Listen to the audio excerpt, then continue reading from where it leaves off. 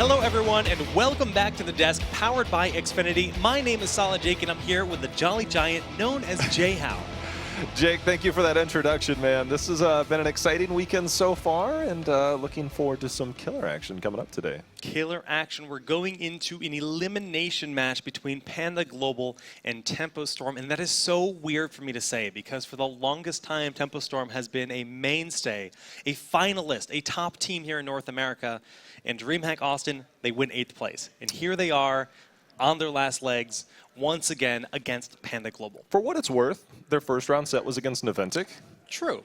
Now they've got a little bit more of a chance. I'm not saying they didn't necessarily have one then, but Right. going up against Naventic, it's tough for anybody to take games off them. Naventic is just kind of at another level right now. I mean, we even saw Kenma in that last game, just on Uther being a boss, the gray main of Zuna, which I had never seen before. Absolutely phenomenal play. Yeah, I mean, the fact that Zuna went Falstad and then into gray main, I mean, it's just things we haven't seen before, and they've put on a great show so far this weekend. Yeah, but of course, we are moving on, so let's talk a little bit about Panda Global. Now, Panda Global, a team that's always been kind of middle of the pack, and here they are again in the elimination, but they have so much promise behind them with this crew. Yeah, it's been really interesting the way that they've kind of evolved. I mean, we had some members come over from Team Blaze, and we've seen kind of these crazy strats, but one of the things that we've seen the last few months is more traditional heroes, and we see that with their most picked heroes being Zagara and Uther. They're not afraid to run some crazy stuff, even possibly a Nidus network coming out. There's a lot of fun stuff that could potentially be had here with Panda Global. Just in general, though, I mean, with Huge as the shot caller for the team, I mean, he leans towards that right wing pretty often. He does like his right wing. But this is a team with flexible playstyles. Yes, they do lean towards those common pickups, the OPs, as some people like to refer to them as. But do you know if they have any crazy strats that we could see showing up today? Are they playing Tracer? Are they playing Chromie? I haven't heard anything, but you know, when I was looking at some of their drafts over the last 4 or 5 weeks, they've gone more traditional than we would have probably anticipated. The fact that, you know, they were known for just having weird stuff when they were on Team Blaze, they've kind of reformed, and it's been really interesting. Their most first-picked hero has been Li Ming. I mean, they're trying to keep it pretty standard, and they just kind of evolve and draft around that. It's been very interesting, the transition that we've seen from Panda Global and the members from that team. Claudius looks anxious. I mean, this is a big moment. I mean, this is qualification for the Heroes Global Championship happening in Sweden. And everybody's got to get into that mentality, got to get into that moment here for our regional event at ESL. Yeah, we just had to look at Psalm there. He's been with the team for, I think, 7 months now. He's the longest standing member of that team, and he was rejoined by B-Kid. I mean, you can look for phenomenal play no matter what from Psalm. He's the guy that I love to watch on Panda Global because he makes the plays for them. Well, that's Panda Global, but their opponents on the opposite side is going to be Tempo Storm here in this matchup. And Tempo Storm has recently seen quite a few changes. Now, KO, the only original member still on this squad, joined by Tomster.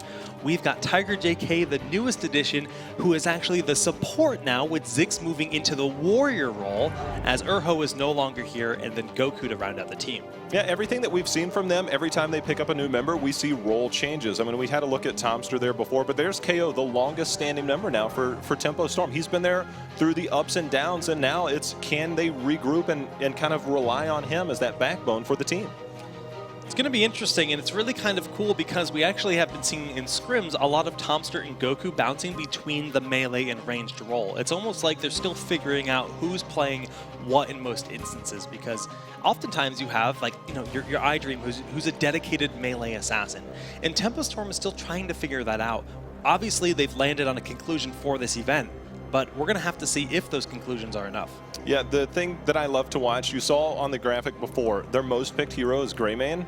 Tomster made a name for himself on Greymane during the regionals here 3 months ago, and he can absolutely win a fight and win a game for Tempo Storm. That's actually what led to Tempo Storm picking him up. That's where he, like you said, that was his breakout performance at that tournament, and he is a beast for sure, but I'm just so curious to see what Zix's hero pool looks like as a warrior player, because honestly, the warriors are quite diverse in this game, and almost every warrior player can play the Murd and they can play the ETC, but are we going to see a Nubarak? Are we going to see Arthas? Are we going to see a lot of different picks from them, or are they going to be predictable in the draft? I mean, you talking about Zix, I remember casting him 3 months ago and watching some of his support play, and it was legendary. And then the fact that he's now on that warrior role and being able to move forward, I've actually been extremely impressed at how well he's picked up that role. And maybe that was just there all along, but I feel that they're better with him in that role.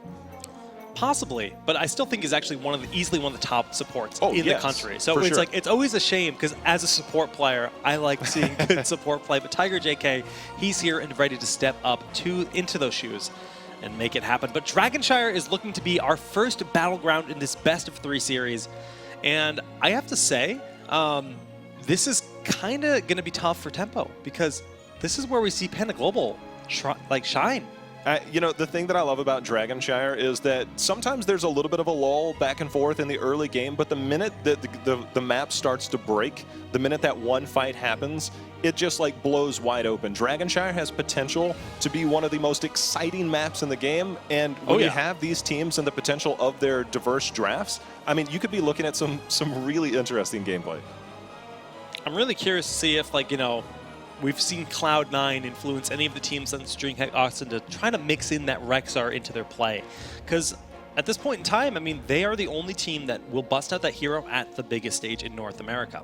Even in Europe, I mean, Rexar is more or less extinct. If there's a team that would do it, Panda Global. Yeah, I think so. Yeah, I agree. But Dragonshire, I mean, I really feel that some of the strategies that we've seen from the teams throughout the qualifiers on Dragonshire, it's been so diverse as far as the hero pools that we were talking about. Who has kind of that niche that's going to be coming in and say, hey, we're actually going to pull something out. We feel really confident in it. I mean, I've seen some stuff. COG, Brainpower, they've pulled out some crazy stuff. I mean, there's just so much potential for this smaller map and this small 3-lane map. I mean, it's one of the reasons why this is probably my favorite map in terms of action. Yeah, I've actually really fallen in love with Towers of Doom myself, but Dragonshire is a classic. I mean, it really is, and it promotes that rotation play. It promotes that early game aggression to try to find those picks, because without those picks, it's so hard to actually get the power of the objective for your team. Well, once you do get the objective, I mean, the changes that they've made to this map in particular actually make it that much more exciting. The fact that with the Dragonite, you know, being a lot more effective and the changes that they've made, it really steps up the excitement on this. Agreed. The Dragon just seems to feel like it means so much more in the early game, in particular in the current iteration of this map. Alrighty, well, guys, now remember that in this tournament, Chromie and Tracer are both on the table. We've already seen Tracer played a fair bit this weekend, but no one in America has busted Chromie out yet. And I actually don't know if I think Tempo would be the team to do it. The rumblings have been there all weekend long. When I've run into them, I've been talking about it. Will we see Chromie? Everybody kind of says, yeah, we played her. Just wait. We might. I want to see it, though. Yeah, me too. I would love it. She's a very hard hero to master because the wind-up on her Q it's hard to hit. And you almost need to be like a sneaky range just sieger on the enemy team. But Kael'thas will ban out very quickly here on the side of Panda Global. Yeah, it's one of the most common first bans now. Will we be seeing the Illidan ban? It's one of the things with Illidan, and right on Q. Sometimes on the smaller maps he does get through, but this is pretty traditional right now in the current meta. First ban Kael'thas, first ban Illidan. Yeah, no surprises. Even though this is probably one of Illidan's less effective maps just because he doesn't have as much room to play around and chase his opponents. But an instant lock-in of Thrall. Now, Thrall, a strong laner and strong at rotating in general, very good in this map. It's got Goku's name all over it. It's true. Yeah, they love Thrall, and on this map in particular, he'll control that top lane. I mean, for as long as it goes, and when it comes to fights, the sundering, the little avenues that you can travel through, the potential sundering lands that you can make plays on in Dragonshire, I love the first pick up here, and it's definitely a comfort pick for them. Okay, so they're going for the Thrall Muradin with that first pick, Tassadar. Now, obviously, we often see Sonya early up as that melee assassin when you have situations with Thralls being banned out. Rhaegar also still on the table. Yeah, it's one of the things with Rhaegar and Uther right now. They're two of the top supports in the game, and sometimes we see, Tassadar picked up. One of the more interesting things, you talked about the Tracer play. A lot of people have been really big on Tracer with Tassadar. Yeah. He gets the shields in at level 7 with Kala's Embrace and allows for Tracer to dive that back line. And with the amount of, I guess, structures and terrain that's in the map, it allows you to kind of go in, dive around, and easily duck behind a wall. So this could potentially be a lead-in towards a Tracer pick. We might see it happen, but the Sonya has been locked in as the front line here for Panda Global, the bruiser of the team. Rhaegar is still a very powerful pickup, and it's very unlikely and uncommon for the Rhaegar to make it into the second ban phase and beyond. I believe it's one of Yuja's most popular picks, but they're going ETC very early here. Yeah, actually, that's quite peculiar. They might be looking for a warrior lockout. Like, no, the murder's already been picked up. They just don't want to lose the ETC, I suppose. And Rygar's been banned. Instantly. I mean, that leads Tempo Storm. They're definitely going to be picking up Uther in the next rotation. That leads them to a very strong point. So I'm curious what Panda Global has in mind. You got to think about ETC on this map and the potential for a stage dive, which I have seen before out of these teams in competitive play. And if you're looking for a little bit of global, yeah, ETC's there. Yeah, I mean, I'll be really interested to see if that does end up happening. But with the force wall set up to just give you free mosh pits and big power slides, we'll have to see if that's what they want to go for. Sylvanas will be the ban on the side of Panda Global, making sure they take away that push potential and the big wailing that enables heavy engage. Yeah, instantly picking up Uther. They wasted absolutely no time picking that up, locking that in. I'm just curious how they're going to wrap this up. Li Ming's still on the board. There's so many really strong ranged assassins that are still on the board. Kael'thas obviously taken away. But one of these teams I think we're going to see definitely play Li Ming. It's just a matter of who's going to pick it up first. Is that going to be the pickup from Tempo Storm here, or are they going to look at something else right now? I could see Falstad being picked up as well, just because of how much safety he provides. When you consider that you have Sundering and you have Mighty Gust on your team, it just gives you so many options to take or disengage from fights.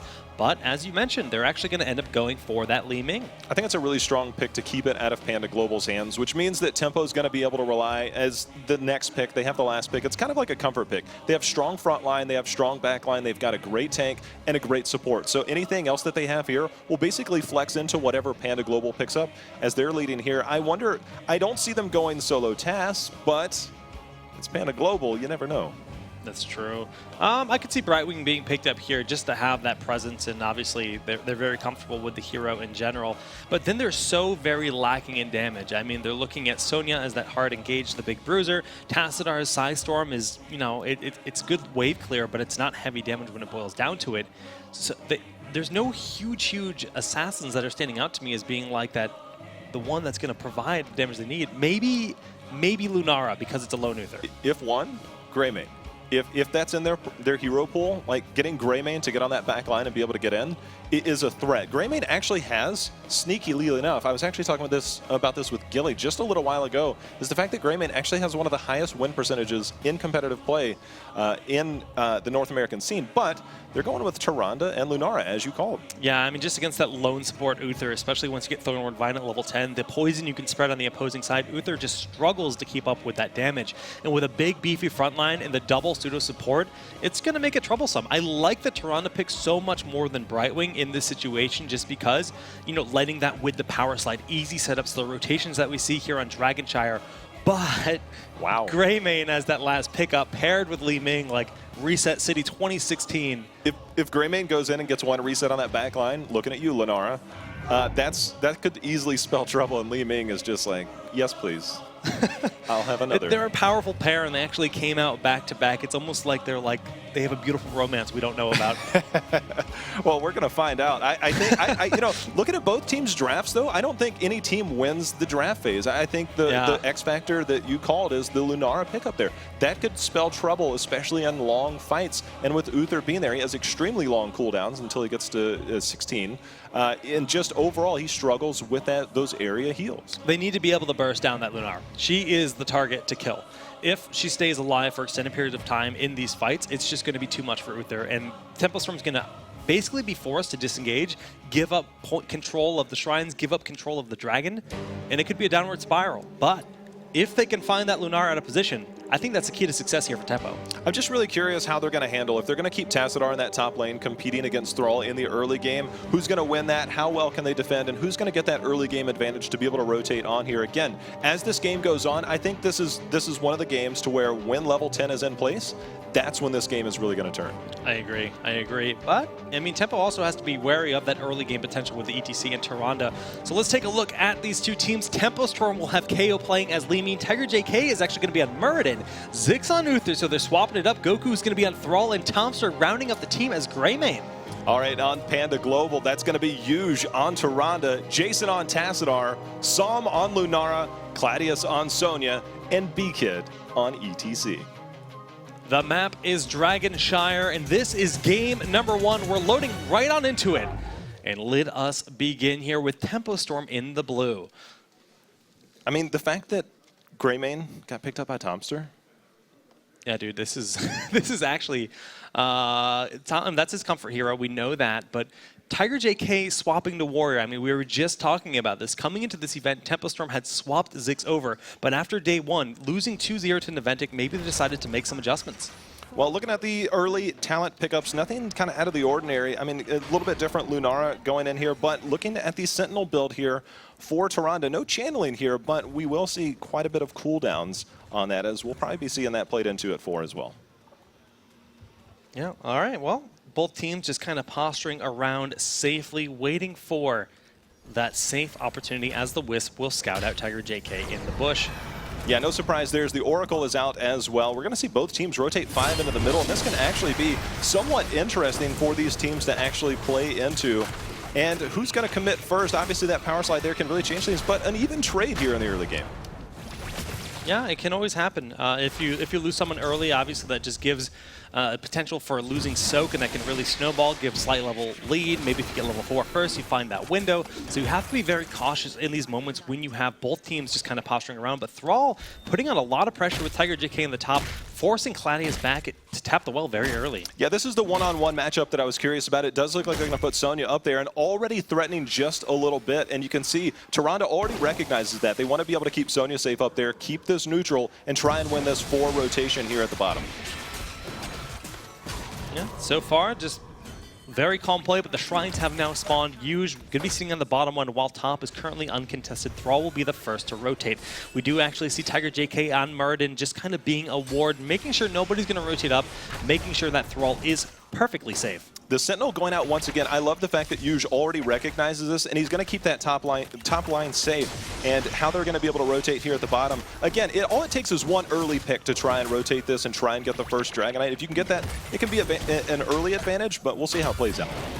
Okay, the power slide in with the Lunar Flare combo. Hunter's mark, but not enough as Tiger JK dwarf tosses to safety, and the Stormbolt turnaround onto Psalm. But huge damage in both Tomster and Tiger, forcing out the double tap. If that was anybody else, that would have been a kill, and that's the combination you talked about in the draft, that ETC into the Tyrande stun. That's 2 long stuns that could easily blow up a team. The Hunter's mark follow-up, we're going to see how that goes. Level 4 being picked up by Panda Global. Not too far as Tempo Storm. The rotation's going to continue here for a little bit. Yeah, the standard Dragon Shires, everyone feels it up, but Tempo for a short while will control both of these shrines. Tassadar being the goalkeeper of the center dragon statue with that side storm at the ready. And we do see Lunara will capture the bottom shrine, bringing us back to the standard one-on-one. Yeah, the back and forth phase might go on for a little bit. Again, as this goes further along and the first pick that comes in, those longer cooldowns on the death timers, I mean, it's just when the game really starts to change. We're going to see a lot of early back and forth exchanges, especially when you look at the 4-1 rotation. Wow, Goku getting a lot of damage onto Claudius, who has just tapped the well again in this game. I mean, really just controlling this lane very nicely in the early portions, and actually looks like he's going to be hearthing. He might just be showing that, but no, he does commit to it. And that's actually an interesting strategy here. That actually gives advantage over to Tempo Storm. Of course, Thrall being able to sustain a little bit better than Sonya there. That's going to give them control. They have both shrines here. We do see a nice rotation up, but Sonya's already back and rotating to the top. And note, Goku isn't killing the minions because he knows that if he lets that minion wave exist, the opposing side minions will be destroyed. Therefore, experience lost on the side of Panda Global. That's a beautiful call there. I'm glad you pointed that out. That's a huge strategic moment in that top lane, but the rotation continues. I'm just waiting for Tiger JK to land one Stormbolt to really turn this around, or another ETC Tyrande combo to really start to liven this up. Okay, B-Kid just waiting in the bush for that power slide. Ziggs not really the ideal target. You'd think the support is something you want to go for, but no, Uther is very hard to kill. Tiger JK super far forward, has that dwarf toss to get back to safety. And some pretty even trades. Both of the warriors taking a lot of damage. A nice juke there from B-Kid. I mean, it's basically dead even so far. It's almost exactly even in experience. Level 7 about to come online. It's just a matter of who's going to be able to force the advantage. Who's going to make the first commitment, Jake? I just want to know who destroyed that statue at the top because I feel bad for it.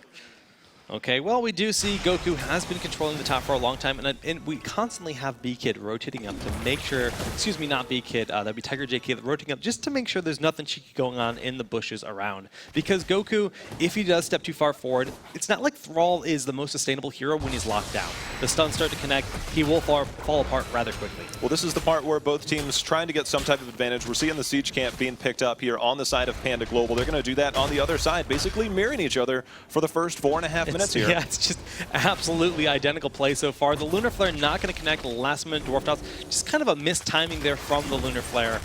And, you know, with that combo on cooldown for a few more seconds, maybe we'll see a bit more aggression in the bottom. Tempo does have control down there, so Goku doesn't have to be over-aggressive on this top shrine. But once he sees Claudius back away, he'll probably re-engage. You know, one of the things that look at this, Be Kid and Huge. They're waiting. They're waiting. This is what they want. Here it goes. Goku is in trouble. The root is there. There's the face melt. The Hunter's Mark is on. There's the power slide. He held on to it, and down goes Goku for the first kill of the game. Just beautiful restraint with the Lunar Flare. They knew that he was going to try to juke up, and they hadn't cast a single ability except for that knockback with ETC, and they pick him off. And like I said, if Goku is caught and stunned once, it's pretty much lights out. Like a 3v1 like that, he just had no chance. I love the discipline there on that power slide. They just held it and held it. And here's the damage starting to come out. Will we see the first Dragonite? We see the rotation towards the middle, but down in the bottom, the fight is going to rage on, and you can see Psalm going with Splintered Spear at level 7, not going with Nature's Calling. Seems to be putting the damage and the pressure that we are worrying about. Tyrande is on the point and will get the first dragon of the game. Tiger JK not able to get in there as ETC was just zoning him out too effectively. Goku back up in the top, but this dragon is going to secure a level 10 well before Tempo Storm. Yeah, and this is one of the moments in the fight where you can actually start to turn it into your advantage and start to rotate more and be more aggressive throughout that as you start to hit the talent tiers earlier. Obviously, with that Dragonite being able to secure 10, it's just a matter of will they be able to follow with a nice juke there with the Dwarf Toss from Tiger JK. Making sure he doesn't get punched into an awkward situation. Zix doesn't have the most mana, but this dragon is already paid, you know, very nicely. I mean, 4 towers have gone down when they had not picked up a single structure in this game. I don't think he realized the wall was still standing when he tried to punt, actually kind of wasting a bit of opportunity to do a bit of damage, but not the biggest of deals from Huge. ETC holding on to his heroic here, Jink. I like that. You mentioned stage dive as an opportunity, and it very well could be the case in this situation. When you think about the dive potential going in there with Sonya, it is going to be Mosh Pit. Yeah, Li Ming held on to hers as well the minute they recognized that Mosh Pit was picked up. Smart. Wave of Force being picked up by Li Ming. So maybe they were waiting to see if they could bait Li Ming into that, but the Dwarf Toss out again. But is Tiger JK going to make it out of here as Goku rotating over to help ward off just a little bit? Okay, well, right now, I mean, both teams just kind of feeling each other out. It is a very slight experience for Panda Global at this point in time, and we're waiting for the next shrines to spawn. Mercenary camps, the Knights have not been contested whatsoever, and that's something Sonya really excels at doing. So I'd like to see Panda Global rotate back down towards something like that, but Tiger JK has to pop Immortal quickly, and the Sundering comes out, hitting 2 members. Huge will end up falling to the Greymane. Thompson, the double kill as Tassadar falls as well. A beautiful fight from Tempo Storm. That's exactly what we were talking about early. Thompson went into that backline, wreaked havoc, and the rest of Panda Global couldn't react fast enough, not able to get in place. Those 2 kills are exactly what we plan to see from Tempo Storm from here on out with that Greymane play. And now they've set themselves up for a situation where they can start to try to look for those mercenary camps. Just get this tower. That's the last safe tower you can poke down. The orb's going to get it. Rotate back. Grab some mercenary camps. Everything is available on their side of the map. But Claudius, again, showing how effectively Sonya can do those mercs. Yeah, Sonya obviously with that sustain and going to go ahead and rotate up and continue to contend with Goku in that top with Thrall. But another siege camp being picked up here by Tempo Storm. They're trying to roll this over into some type of advantage. It's still only 2 kills to 1 though, Jake. Yeah, very, very passive game so far from both of these teams.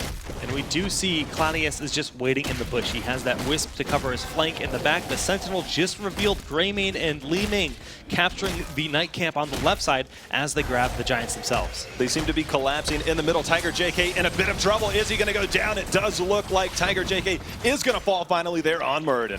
And they burn Wave of Force, not the longest of cooldowns, but unable to get Tiger JK out of that situation.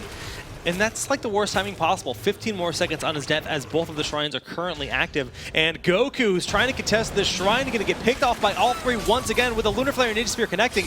It's a big pickup here from Panda Global, possibly setting themselves up for another dragon. Yeah, that should be an easy Dragonite this time around. They're going to go ahead and hop on point. Tassadar in the middle. Nobody there to really contend, but we do have a one-on-one in the bottom. How long is Psalm going to be able to stay in here? As Thompson going in, Lunara is going to go down, but are they going to be able to get that Dragonite in time? No, they denied it. This is a big deal. Thompson and Zix able to get that kill, deny the dragon at the same time, put some dead even experience once again, and stops the dragon from happening, which is the biggest of all the scenarios. I mean, that was a bit of a misplay. Obviously, they wanted to try and stay on point to get that Dragonite, but going in once again is Tomster, but that is Tassadar, not the same. He was hesitant to go in, and he paid for it. That they dive in on him, but the support is there from Tiger. Now the Dragon not going to be contested. No one in the mid lane right now. Li-Ming controlling it, will be rotating down in just a moment as Shadowstalk is popped from Yuge. They are, and it looks like a little bit of contesting. Li-Ming just going to stay middle for right now. Actually, Goku can actually win the top lane. With all these members down here, he can force Sonya off this point. Not feeling it. The Ancient Spear misses. That's his chance to go in and force the damage out with that Wind Fury. But no, he's not feeling it. He is afraid of that Wrath of the Berserker. Yeah, Claudius is just so fearsome on all melee, like warriors, assassins. It doesn't matter what he does, but we do have a little bit of a fight going in. The Lunar Flare not able to land, but in comes... Tiger has no escape here. And with the Hunter's Bark on him, Divine Shield has to be used, but he's so low on everything. I mean, just using that go for the throat willy-nilly to try to remove his positioning a bit doesn't get much out of it. And the Lunar Flare connecting with the poison of Psalm, forced to tap that well. I mean, that could have been disastrous. B-Kid not able to land that mosh, but he wasn't ready to commit just yet. So the fight is going to rage on. Again, still very even in terms of experience and kills right now. Okay, Goku denying the Dragon from being able to pick up at this moment.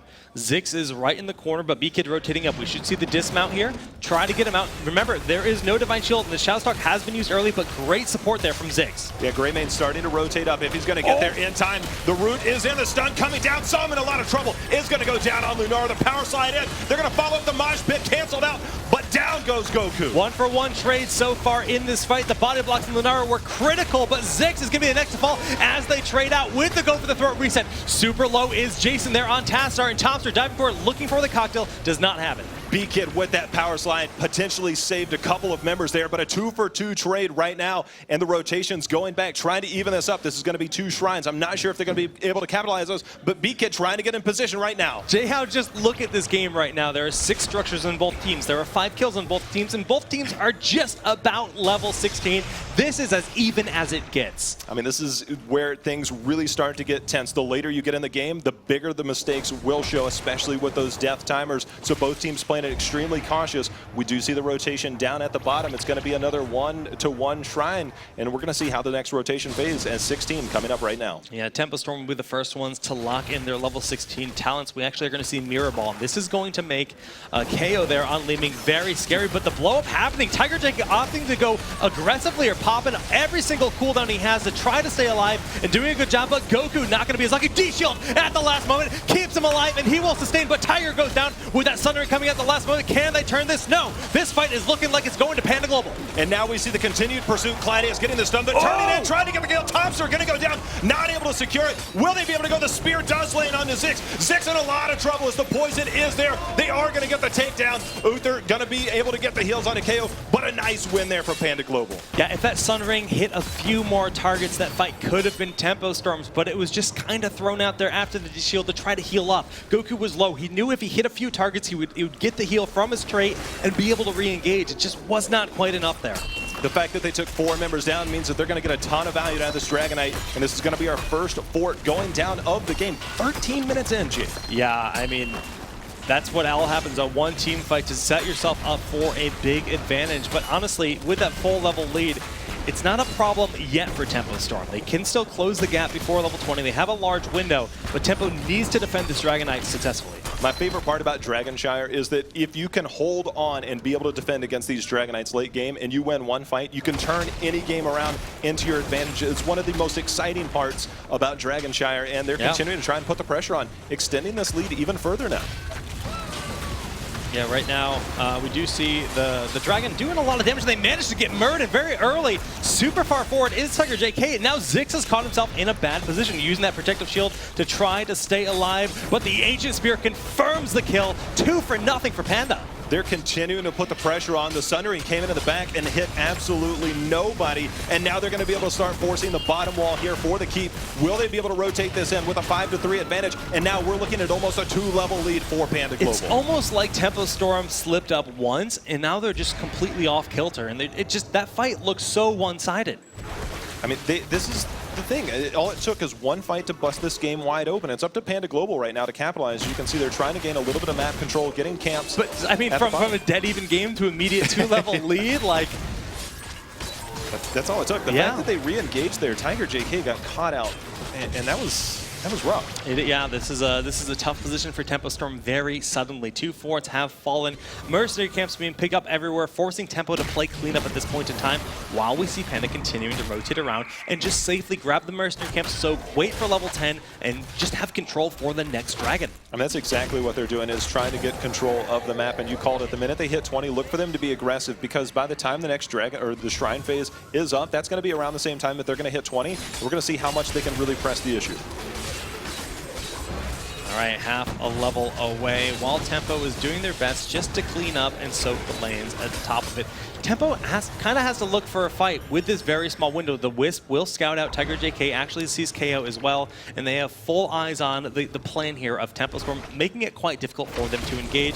They've bought exactly enough time for level 20, because 2 more waves of minions should pretty much seal the deal. I love the fact that what Panda Global is doing to continue to put the pressure. Not only are they grabbing the camps, but they're slowly rotating in to push those minion waves further up the lane to be able to have that. Shadow Stalk has been used. They're getting the rotation. Out comes the mosh pit. In comes the damage. That's going to be 2 members down for Tempo Storm, and a nice rotation by Panda Global. A beautiful, beautiful Shadow Stalk engage, picking off those 2 members. They've set themselves up for a huge window of opportunity. They don't even have to go straight for the dragon. They can grab one shrine, be safe, and push down a keep if they want to get aggressive. I mean, this is just a huge turn. Ever since level 16 was so even, Jake, it's now a 2-level lead, 20 to 18. The next shrine phase is here, and they're going to look to capitalize. Okay, Claudius will be found by Ziggs, but Tomster is here to support.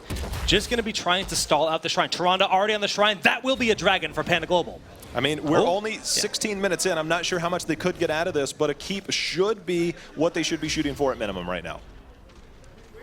The march is happening. They have the Giants, they have the Dragon, and Tiger JK hearthing back to base, trying to get here for the defense. This keep is going down, that is for sure, but can Tempo Storm find their defense? They're gonna need a big sundering in this fight. Just curious if Panda Global is going to look to try and find an opportunity to look for a fight and try and get a win, as we see B-Kid slide in at the top, but going in on the back with the D-Shield is Tomster going after Sam. Lunara going to be the first to fall, Jake.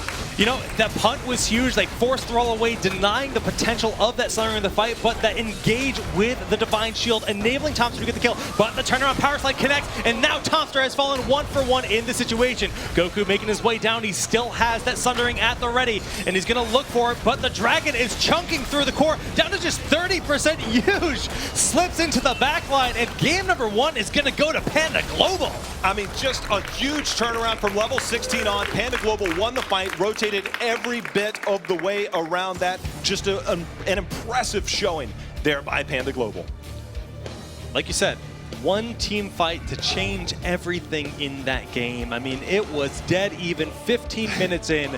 It looked like nothing was going to happen. And with 1 fight, just explosions everywhere. Panda Global set themselves up beautifully, but honestly, there was a bit of sloppiness on the side of Tempo Storm. B-Kid on Murden, or excuse me, Tiger JK on Murden got picked off multiple times. We can see this is one of them where he warp tossed in, and that was a mistake. And you can see, I mean, Goku actually survives.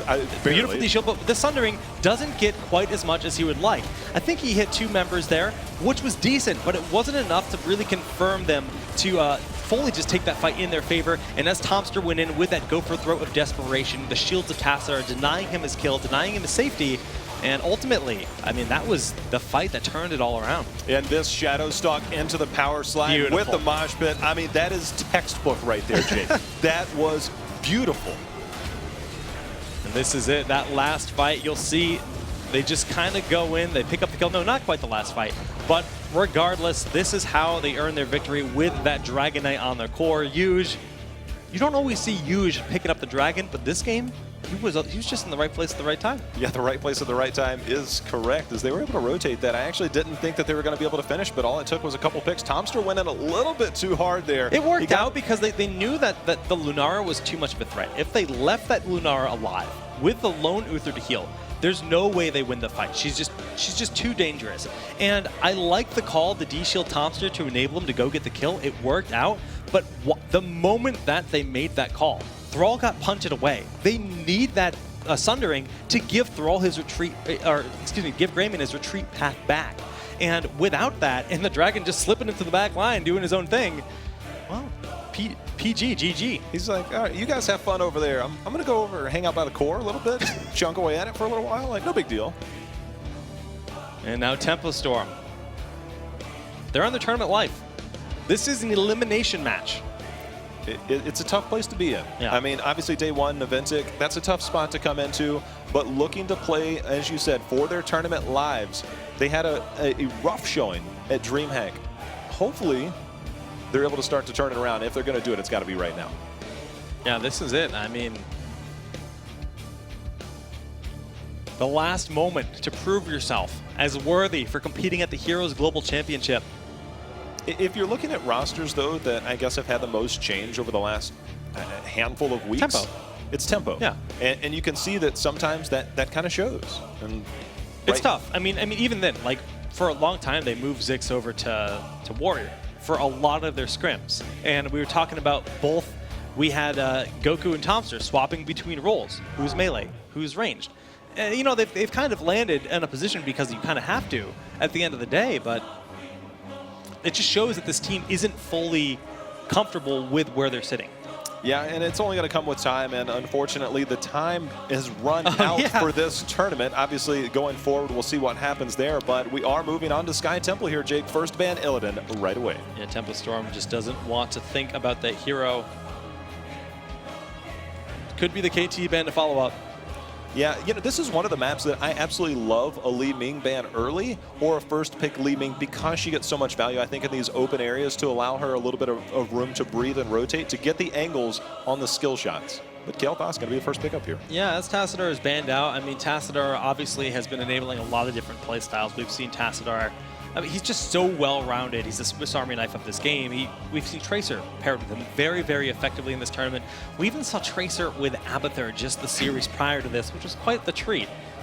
I mean, there's a lot of playmaking opportunities with that. It was really interesting. We were watching in the back. There was a lot of Muradin clones. We won't talk too much about that, but it was an interesting game to watch, to say the least.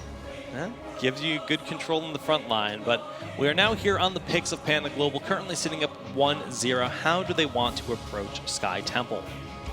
I mean, they're actually spending quite a bit of time on their first two picks. I'm curious, like, what they have in their... This is the map to where you would see Zagara. And knowing these guys, there could be some potential Nidus play going on. I don't think that they're going to do that. I feel they're going to play this very standard, and they're going very safe with their first two picks. A warrior that works in any composition and a support that is above all other supports. I mean, showing nothing at this point. Tempo Storm, they might actually respond to the warrior. That's the thing about their situation here with Tiger JK and Ziggs. It's like, what warriors are they going to pick? Are they going to pick predictable, easy-to-play warriors that are just like, you know, everyone has in their hero pool? No, not the case. It's showing that they want to have Thrall or Thrall and Uther early. Goku really, really leans to Thrall as often as humanly possible because his Sonya is not at the same caliber. Yeah, you know, Goku on Thrall, it's kind of synonymous right there. And the fact that you basically see Goku on Thrall, and he's known to make the plays there. And if you've seen Dragon Ball Z, you know he's basically Thrall. The Sundering. Sundering Bomb? Spirit Bomb? Psalm reference. Shout out to Dreadnought for that one. Okay, well, we are now looking at the next ban here for Panda Global. They could ban ETC. If they think that ETC is going to be that especially when you think of the Divine Mosh, it's a very smart ban. They have Muradin, they already have their primary warrior. And I don't know if there's anything else that Panda Global is going to be super afraid of Tempo Storm grabbing. I'm just curious, I believe you touched on this in the early part in the introductions, how deep Tiger JK's warrior pool is. And if they take something like that off the board like you're talking about, I mean, Johanna is kind of like the fallback. Dahaka's still on the board. But Johanna actually has one of the worst win rates in the North American scene for warriors. It's true, but she does pair relatively well with Thrall. Sundering Blessed Shield combo with the Condemned follow-up, it's good, especially if you have a Phoenix down at that moment. And obviously, actually, I've always really liked Johanna with Kael'thas. Just Condemned Gravity Lapse is like, it can be devastating because it just sets up free Gravity Lapse pretty much. Panda Global with such a safe draft early on. I'm really curious how they're going to turn this. And I'm actually curious if Tempo Storm is going to, obviously we're still waiting on a ban from Panda Global, if Tempo Storm is going to look to take Li Ming off the board, especially the fact that they've already got Kael'thas picked up, or whether they're going to try and maybe take Tyrande back off the board. I could very well see that being the case. But yeah, they're really, really thinking about this next pickup here, guys, because, I mean, they know that ETC is a strong ban. They're well aware of that. But as you mentioned, Johanna, it's not a bad fallback. It really isn't. So they have to be thinking about what kind of crazy things Tempo Storm has up their sleeve. We mentioned Chromie in the last game. Chromie kill Thas for like a Q build, with that Chromie also going a Q build from very far away, could be devastating. And on a map like Sky Temple, where you really just need to have that warrior sitting on the point relatively safely, and you have these ranged assassins poking from safely near their towers, especially in the early game, I could see it working. I'm actually a little surprised that early on, and this is one of the maps, even though it's a bigger map, we tend to see a priority towards some of the specialists early on, like Azul or like a Sylvanas and even Zagara on this map, to be able to control that bottom lane and to be able to manipulate a lot of the early game advantage in terms of that experience and that early structure advantage going into the second Shrine phase. So, trying to take a look at what they're going with. They're spending quite a bit of time, obviously, trying to figure out this pick. And I'm just curious what the direction is for Panda Global. I mean, the fact that they showed no cards this early, what are they going to do? I'm a bit surprised that we haven't seen any specialists either, because, I mean, at this point, like, the lack of specialists being picked up, Sylvanas, Sewell, both very good. But it does sound like Panda Global is going to look for the ban on ETC.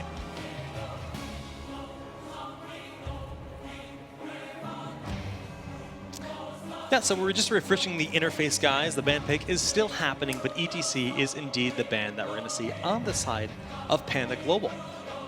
It makes sense. It makes a lot of sense. I mean, it basically puts Tempo into a tough spot. They basically have to have a fallback hero. Basically, hey, we're missing tier 1. You're kind of missing tier 2. We're just going to throw you back a little bit. And we know that we've got the warrior advantage, especially the fact that they picked up Muradin so early. I mean, Muradin, the most played warrior, Muradin, the highest win percentage. Oh, wow. Look at all quickly. of this news. Now we've got a Sonya ban.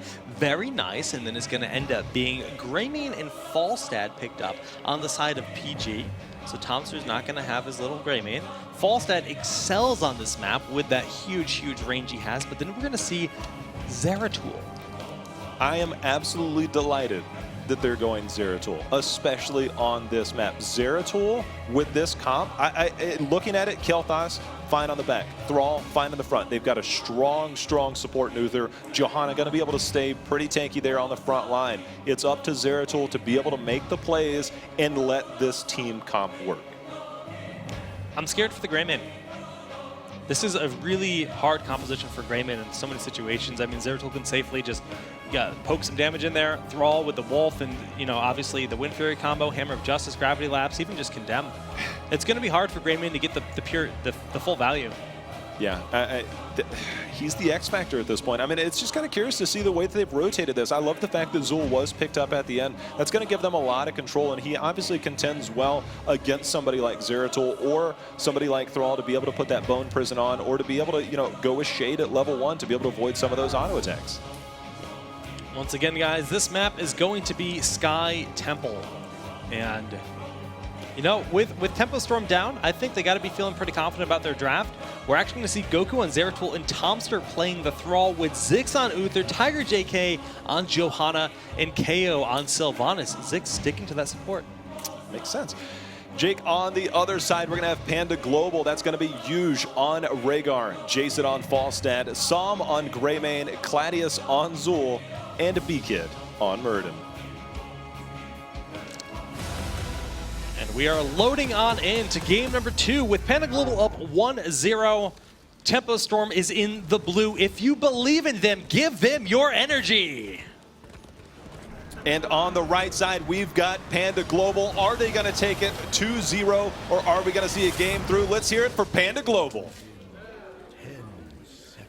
Yeah. All right, guys. Well, Zul, one of my favorite heroes to watch, going to be that melee master here in the front with his little Greymane bunny, the half melee. Sometimes he's a wolf, sometimes he's a dude. Dudes are afraid of being in the front. Well, I mean, we're going to see an interesting rotation. They're going to go ahead and make the solid push towards the bottom. And this is one of the strategies I always love. All members rotated up for Tempo to the top. They're going to get one tower here. They're going to go ahead and back out. But when you've got this type of push, go ahead and take advantage of it. Yeah, Claudia's taking some big damage. Chain heal there from Yuge is nice, but a G-Lapse connects, and that is one dead Zul. The Necromancer gone to the dead, and Psalm will be able to back out. The fact that Goku rotated down and targeted Zool was a beautiful play to be able to secure that and get the slow and secure the kill there. So that's gotta feel good for Tempo Storm to get an early kill like that. I mean, it's all about confidence. It's not a huge experience lead. They're not gonna get any additional like waves of minions on their side from that kill, even with, especially with Falstad flying up the top so quickly. But it's good for the mental state. Well, in the top lane, it's going to be very interesting to see if Falstad gets caught out. Obviously, if you can land a gravity lapse with Kael'thas to be able to get that damage in, and if we do see Goku rotate up on Zeratul, that can be very punishing, but B-Kid, looking to possibly be the target, recognizes that, hey, I've been here a little bit too long, I'm going to go ahead and back out. Okay, both of the temples are now becoming active as we are approaching that 1-minute 30-second marker here on Sky Temple. We're going to have to see how the teams respond. Pushing up bottom lane quickly is Tempo Storm as they're a bit behind, and Goku just throwing out the Singularity Spike with 4 members around him. A bold move, but he believes in his blink. He's going to have to believe, because that's the only way he's going to survive against that comp. We talked about, you know, some of the stun potential. The Bone Prison going to be there. We'll see how that plays out. But both teams right now exchanging the shrines, but more importantly, Zool staying in the bottom lane. Yeah, Zool staying bottom. Ziggs is controlling top. KT and Uther both in top as well, looking to just force anyone that's trying to soak that lane away. So I kind of like that response. They realize they're not getting soaked in a lane, so they just say, you know what? We're going to maintain our presence top. We're just going to deny you the experience in this top lane. And when you have Zool, it puts so much pressure on. Not only does it put the pressure on, Jake, but it obviously eats up the ammo from those towers, and that's one of the huge benefits from playing a hero like Zool. Yeah, that's true. I mean, his trait is a very powerful one indeed.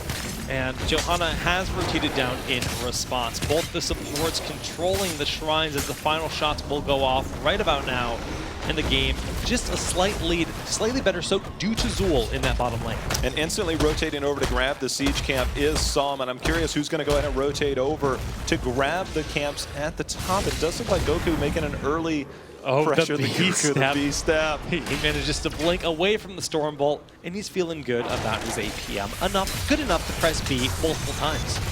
Well, they recognize they have the siege camps. They're going to push 4 members down to the bottom. If they can get the well at the bottom, that makes it so much easier for them to get the second temple during the next phase. But in return, Tempo Storm, we do see the Bone Prison going down. He recognized that, trying to back out. Goku having to blink out. Tops are in a bit of trouble. He is going to be able to survive. That's the scary part of Grey Mage. Yeah, I mean, that Bone Prison, it's 2 seconds of just being stuck there. We know it's coming, but it's always a bit scary being locked in place for so long for 3-7. Yes, we'll see Cleanse come into play, but not yet, as we see Uther gets hit by the Bone Prison and does go down. Well, that is going to be the first kill for Panda Global, and now they have Goku in their sights. Goku's second kill instantly, and they're continuing to press. B-Kid, please. Well, you know, he says, hey, if you're going to B-step me, I'm going to find you, hunt you down, and then B-step your grave. Oh, man. Feels bad, man. Feels bad. Tempo Storm and Panda Global. Use the hashtag HGC to tell us who you think will win, because we want to hear your thoughts, friends.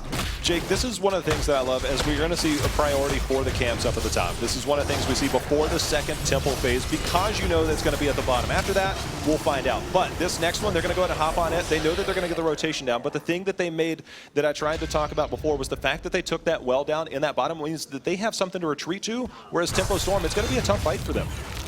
Yeah, this is dicey, and they're already down a full level. I mean, yes, they're on even talent footing. Cleanse now comes into play, which is a big victory for them, for both sides, actually. But they need to get on this point on even footing quickly. They're going to be a little bit late. Falstad getting the additional soak in top, which really, that adds up, especially when you consider that they're going to have the Mercenary favor in the top lane as well. This could slowly get out of hand if they don't A, win this bottom lane, or B, rotate up the top. Yeah, Falstad, he's going to fly in at any moment and try and turn this fight around. Nice stun coming out there from B-Kid, and they recognize the fact that they're going to have the advantage with that top push. Falstad finally going to go ahead and rotate out and look for them to try and force the action, but getting caught in the middle there. The stun is down, Psalm in a lot of trouble. Whoa, but the damage from Greymane! Just huge damage! The Zool, the Greymane just shredding through everyone, and just like that, 3 members of Tempo Storm just melt. I mean, that was ruthless coming in there. Yeah, I'm afraid. Goku in a bit of trouble once again. Jason gonna stay on point, the blink out, but Goku? He's alive for the time being. The Q will connect as Goku will fall into the depths of Sky Temple. Jake, you talked about this possibly getting out of hand. It's a 2-level lead. Heroics picked up here for Panda Global, and they are looking in complete control. Just 5.5 minutes They in. dove into towers early game when Uther doesn't have a lot of healing to try to get a single kill, and in turn, they got their kill, but they lost 3 members. They lost the final shot from the bottom temple, and they already had all that additional soak in the top lane. A 2-level lead for Panda Global as a result. And they're continuing to put the pressure on. They're going to take down another fort, and that's going to pay dividends for further temple shots. We'll see how much they can continue to rotate and force the advantage. All right, so we do have Poison Nova, Mighty Gust, Avatar. Go for the throat and Ancestral Heal. Temple Storm still 75% of a level away. Look at it pretty quickly, but this is a window where they just have to play passive. They have to allow their structures to get bullied around, which is exactly what we see Panda Global doing. And even this camp could be invaded. The worst feeling for Tempo Storm is when you're down and the other team has heroics, and they just say, hey, we're rotating 4 people up, and we're going to take your fort, and there's nothing you can do about it. We're going to take your final fort, and we still have all 3 of ours. Even worse. I mean, this is a very, very hard situation. Johanna steps forward. Iron Skin was used early, denying him the ability to get away from that Bone Prison. That was a very sloppy play. Well, we're going to see Goku rotate in. Of course, the Void Prison is there, but the Poison Nova is out. Nice Ancestral Healing landing, but the Sunder, KO in all kinds of trouble. Saw him going in, but a nice Void Prison there. All of that, a 4v5, and Tempo will still end up losing that second hero, unfortunately, at the end. A great response with the VP and the Divine Shield, but 2 incredibly long cooldown heroics used to save 1 member. I mean, that's kind of a tough spot to be in. Of course, Thrall ended up going down despite the Sundering use, not able to defend. Panda Global stretching that lead. They're about to hit 13. They're continuing to put the pressure on. Goku being spotted here by B-Kid. Goku got to be careful with his position. His rest of the team trying to rotate down to rally around him. And just throwing that Singularity Spike to help B-Kid pick up his giant. Very nice of Goku in that instance, as though they collapse back on the point. Huge damage on Goku. The heals coming at the last moment. A lot of damage as well on Murden with that living bomb on 2 targets and trying to retreat. We do see B-Kid will get blinked upon by Goku, but with the support there of Gladius, has to back away. Wow, B-Kid stood in there so long. Almost a perfect play from Goku on Zeratul. Not able to secure that kill, but a nice defense there. That's a victory that Tempo Storm needed. I don't think he was expecting Gladius to be that watchdog protecting that very low health Murden in that situation. Nice damage there from the Flame Strike, but Tiger JK gonna get hit with the Bone Prison. Does he have the Iron Skin? No, once again, does get locked down. Well, we see Topster up at the top, gonna be the first to fall there on Thrall. Tiger JK looks like he's gonna be the next, and staying in. Saw him on the back line. KO gonna go down. That is 4 members down from Tempo Storm. Goku trying to get out of there. Another huge win for Panda Global. I mean, Tiger JK ran away from the rest of his team as the Warrior, got Bone Prison in an awkward position where he couldn't support them whatsoever, didn't have the Iron Skin to nullify that ability, which we commonly see from Johanna players, and really Tempo just got slaughtered. Panda Global is on top of their game every step of the way. A 3-level lead, Jake, and now a boss. I mean, this is a very, very bad situation. I like Goku's call here just to get a few shots from the top temple, actually forcing Falstad up. He will get a fort out of it. That's a big deal here for Temple. They need that experience. But now, with the bottom fort down, the bottom keep being sieged by Zul controlling that temple and a boss on the way, this is hard. This is a very tough spot for Tempo Storm to be in, as they're going to go and rotate down, try and defend against the boss, recognizing that this is going to steal even more health, try and get this down. But they have 2 temples firing upon them, and this is just getting worse and worse by the minute. When they hit 13, they start to get on these even talent tiers, Jake. I feel like they're going to have to try and force a fight to try and get a pick or something to turn this fight around. Yeah, I mean, good defense on the boss, but they're throwing 4 members into 1 lane while taking siege from 2 temples, and we have the full 3-level lead. Goku's doing his best to get to that level 13, but 16 will be for here before that. That is impressive, to say the least. It's harsh. And Tempo is, I mean, they're very much, they need to make something crazy happen. They need to start taking risks. At this point in time, they cannot play standard, they cannot play safe. They need party bush, they need to invade, they need to find someone out of position and kill them. Otherwise, this game will just fall out of their hands. Your point is spot on, Jake. The fact that they've put so much structure damage in and it has Panda Global, it means that they can't continue to wait while those temples are firing upon those keeps, which is where it's going to be next. Put the rotation down. Panda Global possibly looking to try and force a fight here and look for somebody as Tiger JK. He's starting to initiate, and we see the gravity lapse in. The Void Prison on the back. Gets Soul absolutely blown up here, Jake. Absolutely beautiful VP from Goku, getting the double kill. So Tempo Storm turns things around with that great ward of the Zeratul, and they're looking for Jason. He flies a short distance away. That's the Storm Ball over the wall from B-Kid, and it'll just be a 2 for nothing. But that is still a huge moment for Tempo Storm. And that is why you pick Zeratul and you love the open areas. It isolates part of the team. There was nothing that they could do about it. Huge blow-up potential there for Tempo Storm. Jake, could this be the turnaround they're looking for?